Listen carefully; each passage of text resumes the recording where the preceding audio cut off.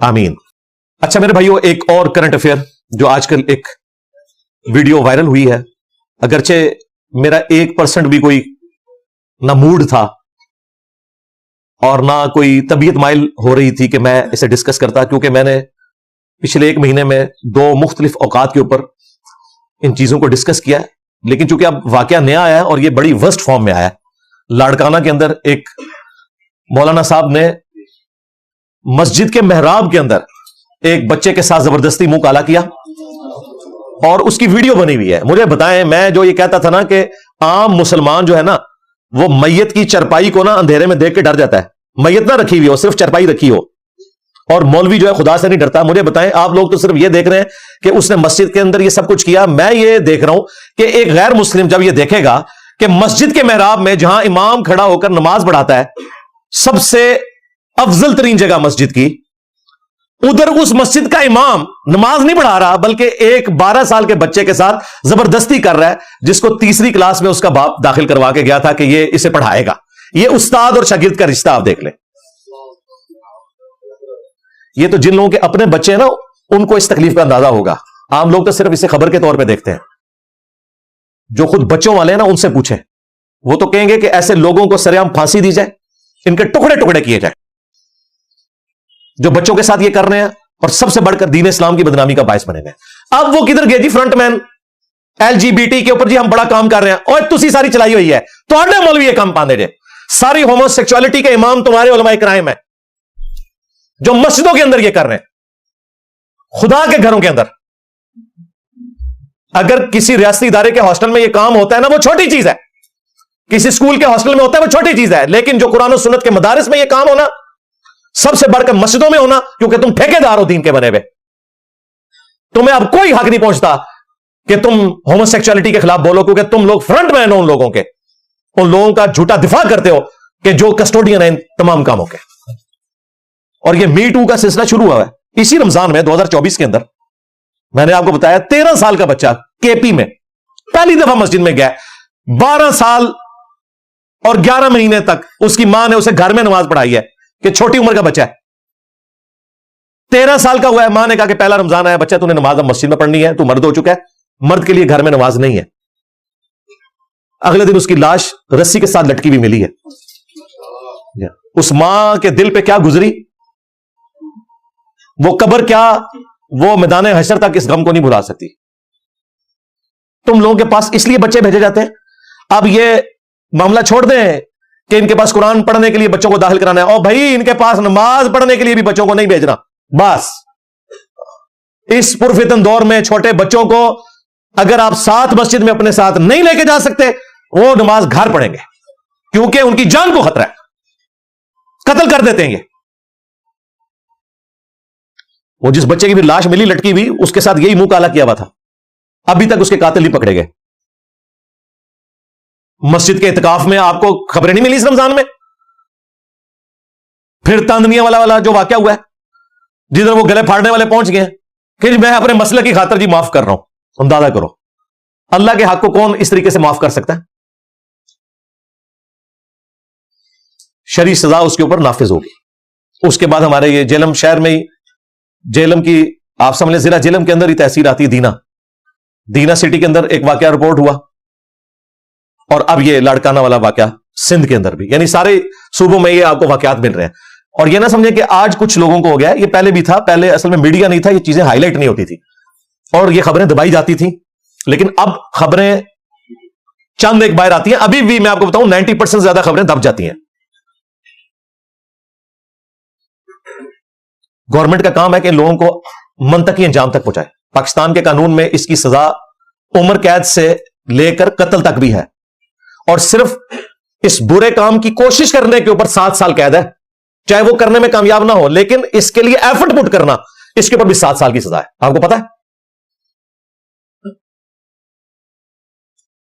तो अब एक एक करके इस तरह के जो वाकयात सामने आ रहे हैं, ये हमारे बड़ों के लिए, रियासती इदारों के लिए, उलमाए किराम के लिए भी, उलमाए कराइम के लिए भी, और सबसे बढ़कर मां बाप के लिए लम्हा फिक्री है कि बचा लो अपने बच्चों को इनके शर से। जब मेरी ये वीडियो अपलोड हुई ना तांदलियां वाले वाकये के ऊपर, मैंने कहा कि ये मौलवी अब फिर दोबारा से निकल रहे हैं जी, ईद के बाद एहतजाज करेंगे और अपने उस मौलवी को छुड़वाएंगे। जिसने बच्चे के साथ मुंह काला किया था। तो मुझे एक पाकिस्तान लेवल के बड़े अहले हदीस आलिम, मैं नाम नहीं जाहिर करूंगा, जाहिर है फिर वो पर्सनल बात मैं कर रहा हूं, उन्होंने मुझे फोन पे कहा कि जी इंजीनियर साहब आपने बिल्कुल सही किया, ये हमारे फिरके के इस मौलवी ने गलत हरकत की है, उसे सपोर्ट करके।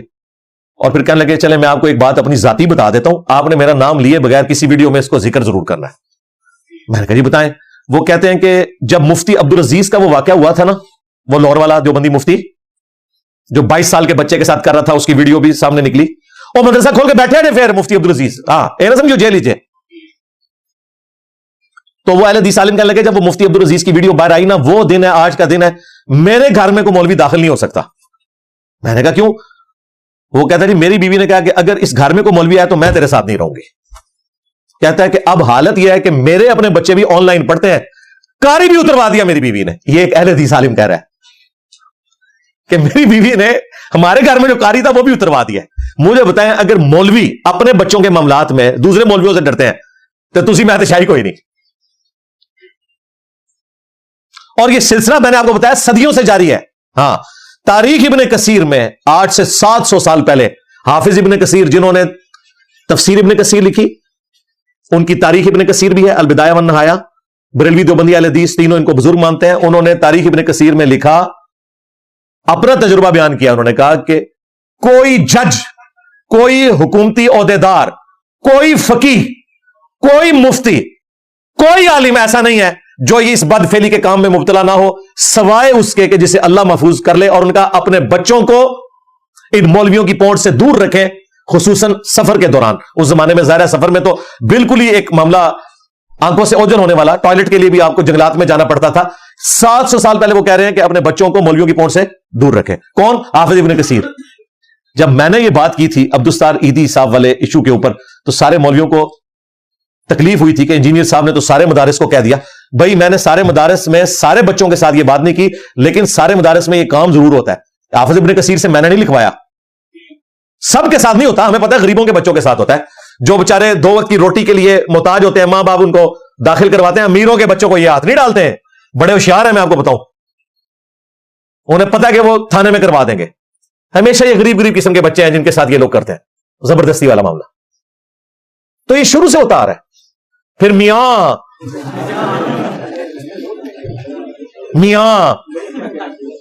लोग क्या कहेंगे?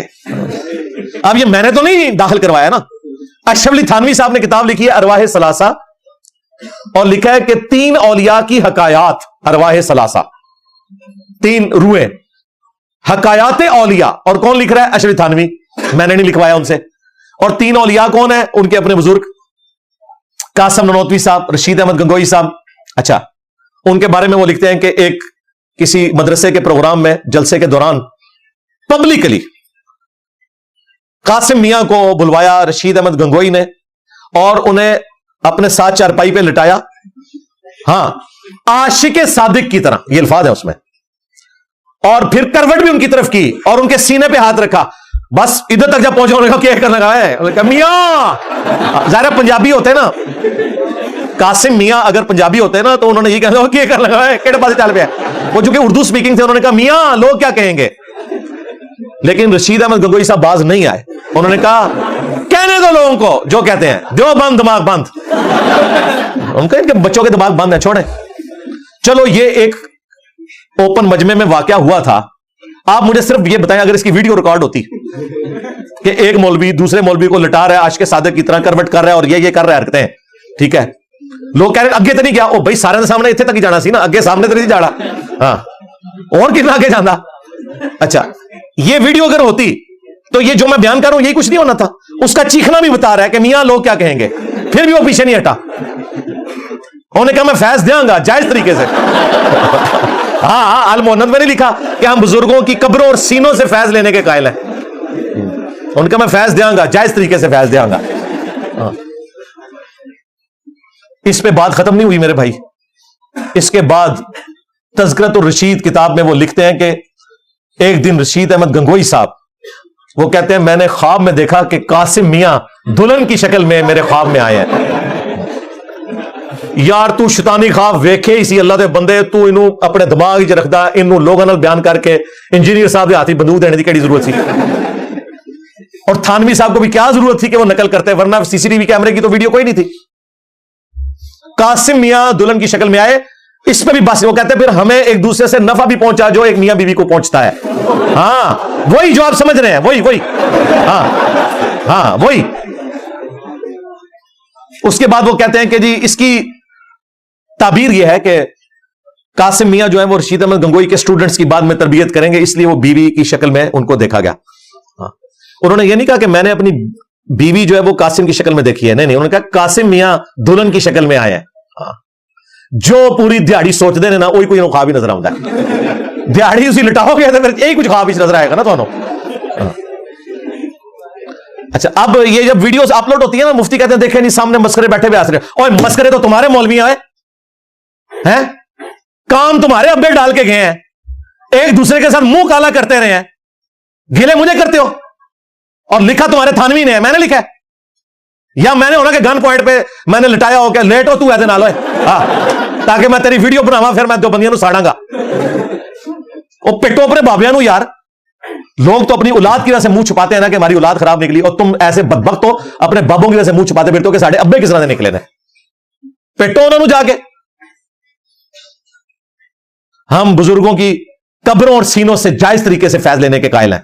ऐ जी सीने से फैज, और कब्र से फैज भी उसी रवायत सलासा में लिखा है कि जी कासिम मियां मरने के 6 साल के बाद कब्र से निकले, ख्वाब में नहीं बेदारी में, दो बांध के 2 मौलियों की सुलह करा के दोबारा कब्र में चले गए। ए बरेलवी लिख रहे थे मुशरिक, तुसी लिखो थे मुवाहिद, नसे तू है। तो ये काम पीछे से खराब हुआ है भाई। हाँ, और इन चीजों को हाईलाइट करने से किसी को बुरा नहीं मानना चाहिए यार, तुमसे तो क्रिश्चियंस अच्छे निकल आए हैं। उन्होंने स्पॉटलाइट फिल्म बनाई है, वेटिकन सिटी के जो बिशप है ना वहां बैठे हुए, जो लड़कों के साथ करते हैं मुंह काला, और जो वहां पे नंदे हैं उनके साथ जो कुछ करते हैं वो, उन्होंने उसके ऊपर फिल्म बनाई है बकायदा, और कन्फेशन किया उन्होंने वीडियोस में आके कि जी यार ये करते हैं यहां पे ही लोग। उधर तो किसी ने नहीं कहा जी क्रिश्चियनिटी बदनाम हो रही है, तुम लोग मस्जिद के महराबों में खड़े होकर ये काम डालो, और जब हम हाईलाइट करें तो कहते हैं इंजीनियर साहब बदनाम करते हैं। तो तुम लोग क्यों एलजीबीटी के ऊपर बात कर रहे हो? इसीलिए कर रहे हो ना, जबकि ये सब कुछ तुम्हारे अपने मदारिस के अंदर हो रहा है। वहां से आगाज करो ना, वो तो तुम्हारे इख्तियार में है ना, वहां की होमोसेक्सुअलिटी को रोको ना। स्पॉटलाइट फिल्म बनाई है इधर, कई साल पहले हस्बे हाल प्रोग्राम है ना दुनिया टीवी का, उसमें उन्होंने ना एक खबर डिस्कस की कि दुनिया में बेहयाई के ऊपर मबनी सबसे ज्यादा साइट्स पाकिस्तान में खोली जाती हैं। जी, इस्लाम का केला तो मार गया, और उसमें भी फैसलाबाद पहले नंबर पे। जी, खबर उन्होंने पढ़ी, उन्होंने कहा देखें ये कितनी साजिश हो रही है, पाकिस्तान का इस्लामी तशख़्ख़ुस पर माल कर, अल्लाह के बंदे काम ही पुट्ठे कर दो, तो उन्होंने गौर ने तो शक्ल तो हम दिखाई है। इस तरफ तो ये कौम जाती नहीं कि हम अपनी इस्लाह करें। ये मदारिस को बदनाम कर रहे, बदनाम क्या है आप लोग यार, अल्लाह के बंदो, आपने अल्लाह रसूल को बदनाम करवा दिया है।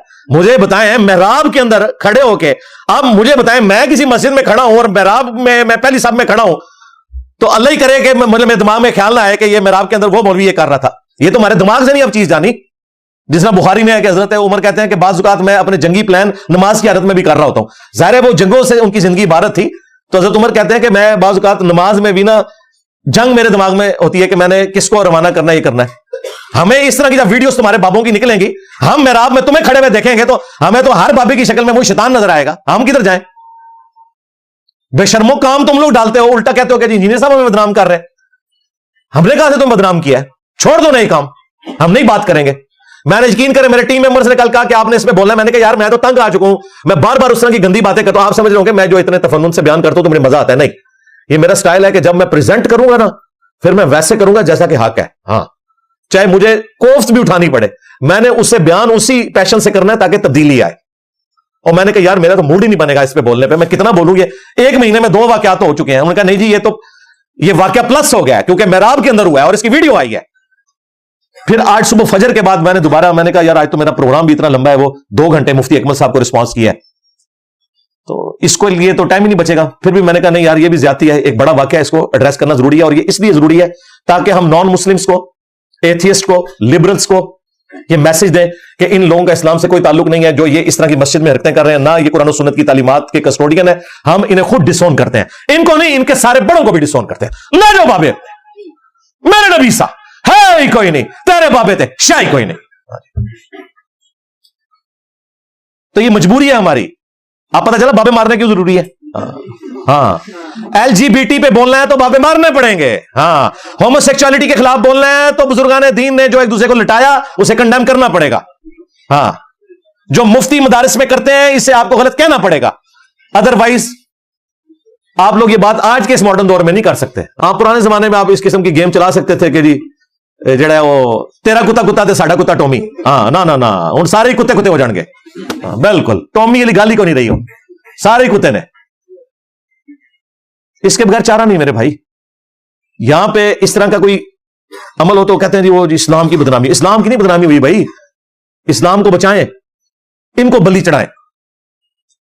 حاجی عبد الوہاب صاحب رحمہ اللہ رائیونڈ میں کئی سال پرانی بات کر رہا ہوں, ایون اس صدی سے بھی پہلے کی بات ہے, 80s 90s میں. وہاں پہ بھی تبلیغی جماعت میں کافی واقعے اس طرح کے رپورٹ ہوئے. بلکہ ہماری لائیو سٹریم میں شاہد اور بلال کے چینل پہ ایک تبلیغی جماعت کے بھائی نے ماسک پہن کے خود اپنا واقعہ سنایا, جو اس کے ساتھ کوشش کی ایک سہروزے کے دوران ایک مولوی نے, اور کہتا ہے میری آنکھ کھل گئی, اور کہتا ہے میں حیران ہوا کہ یار یہ بندہ تو مجھے ساتھ لے کے آیا تھا, یہ میرے ساتھ یہ کچھ کر رہا ہے. وہ اس کا اپنا محلے دار تھا, اور اس نے کہا یہ میں واقعہ سنانے آیا ہوں کہ یہ انجینئر صاحب جو باتیں کر رہے ہیں میرے ساتھ ہوئی ہے. تو رائیونڈ میں اس طرح کے کئی واقعات رپورٹ ہوئے. اب حاجی عبد الوہاب صاحب ظاہر ہے وہ تو دین کے ساتھ مخلص تھے, باقی ہمیں جو عقائد سے اختلاف اپنی جگہ, انہوں نے کہا یار یہ تو بیڑا ڈوب دیں گے. پھر حاجی صاحب نے بندی لگائی کہ کوئی بھی جو ٹین ایجر لڑکا ہے وہ اپنے والد یا بڑے بھائی کے بغیر جماعت میں سفر نہیں کرے گا. یعنی انہوں نے کہا کہ میں اپنے بزرگان دین کے شر سے ان کو بچانا چاہتا ہوں. تو یہ جو ایکشن لیا حاجی عبد الوہاب صاحب نے, میرے کہنے پہ تو نہیں لیا تھا, اور یہ ساری تبلیغی جماعت والوں کو پتا ہے, میں بھی تبلیغی جماعت میں کچھ ایسا گزار چکا ہوں, اور بڑا فخریہ بتاتے ہیں کہ انہوں نے دیکھیں فوراً ایکشن لیا. لیکن دوسرا رخ ہے کہ یہ سارے کام ہو رہے تھے نا, اس لیے ایکشن لیا نا. اور ایکشن لینے سے کوئی اسلام کی بدنامی تو نہیں ہو گئی نا, بہتری ہوئی نا. لہٰذا ہم بھی جب ایکشن لیتے ہیں تو ہمارا ایکشن لینا یہ کہ ہم ویڈیو میں ایجوکیٹ کریں گے کہ بھائی ماں باپ اب نماز کے لیے بھی مسجد میں چھوٹے بچوں کو نہ بھیجیں جب تک ان کا بڑا بھائی یا والد ساتھ نہ ہو. سیدھی سی بات ہے, بالکل. اور یہ جو کاری بھی ہے نا, یہ بھی اگر گھر میں لگوائے ہوئے ہیں نا, ہاں تو یہ کمرے بند دروازے نہ رکھا کریں. کوئی گھر کی بڑی بوڑھی ساتھ بیٹھ جائے یا دروازے کھول کے ہو, بالکل کسی چکر میں نہیں رکھنا. ان بزرگان دین کے اوپر آپ نے بالکل اعتبار نہیں کرنا. اور بہتر یہ کہ آن لائن ہی تعلیم والا معاملہ کریں یا خود پڑھائیں جنہیں خود قرآن آتا ہے. یہ اتنا برا فیل ہے کہ قرآن حکیم میں اللہ تعالیٰ نے زنا سے متعلق اتنے شد و مت سے بیان نہیں کیا جتنا بدفعلی کے اوپر ہے. 8 مقامات پہ پوری تفصیل کے ساتھ قوم لوط کی تباہی کا اللہ نے ذکر کیا ہے, پوری تفصیل کے ساتھ. 8 جگہ مجھے قرآن میں تفصیلی آپ زنا کے بارے میں نہیں دکھا سکتے, لیکن بدفعلی کے بارے میں ہے. اور 4 مقامات تو اس میں ایسے ہیں, سورۃ الاعراف, سورہ ہود, سورۃ الحجر, سورہ الذاریات, جس میں پوری ٹائنیز ڈیٹیل بیان کی ہے اللہ تعالیٰ نے کہ قوم لوط کو اللہ تعالیٰ نے کس طرح تباہ و برباد کیا, کہ ان کو اللہ تعالیٰ نے اس پورے علاقے کو اٹھا کے اس بستی کو الٹ دیا. اس کے بعد ہر بندے کے حصے کا پتھر آگے اسے لگا اور اس کی موت واقع ہو گئی. حتیٰ کہ لوط علیہ السلام کی اپنی بیوی بھی ہلاک ہوئی کیونکہ اس نے اپنی قوم کے ساتھ ہمدردی کا اظہار کیا تھا. لوط علیہ السلام کے اپنے 2 داماد بھی, صرف ان کی 2 بیٹیاں اور وہ بچے, ٹوٹل 3 بندے. ہر بندے کو اس کے حصے کا آ کر پتھر لگا. یہ اللہ کی طرف سے سزا کیا ہوئی قوم لوط کا عمل کرنے والوں کی, کہ ان کو پتھر مار کر ہلاک کیا جائے گا. پہلے تو انہیں بلندی سے گرایا جائے گا, اس کے بعد پتھر مارے جائیں گے. اور یہی سزا ہے جو حضرت ابوبکر اور حضرت علی رضی اللہ تعالی عنہما نے کنٹینیو کی. المصنف ابن ابی شیبہ میں موجود ہے, مشکات کے اندر موجود ہے. عبداللہ ابن عباس کہتے ہیں خلفائے راشدین کے ریفرنس سے کہ وہ اس طرح کے عمل اگر ان تک کوئی رپورٹ ہوتا تھا تو وہ حکم دیتے تھے کہ اسے اس علاقے کی سب سے اونچی بلڈنگ سے نیچے گرایا جائے, اور اگر بچ جائے تو پتھر مار کے اسے قتل کر دیا جائے. قتل تو کرنا ہے. اس لیے میں نے کہا تھا مفتی عبدالعزیز کو مینار پاکستان سے گرایا جائے, کیونکہ لاہور میں سب سے اونچی جگہ وہ ہے. اور فیصل آباد میں جو واقعہ رپورٹ ہوا ہے اسے گھنٹہ گھر سے اوپر سے تھلوں سٹیا جائے.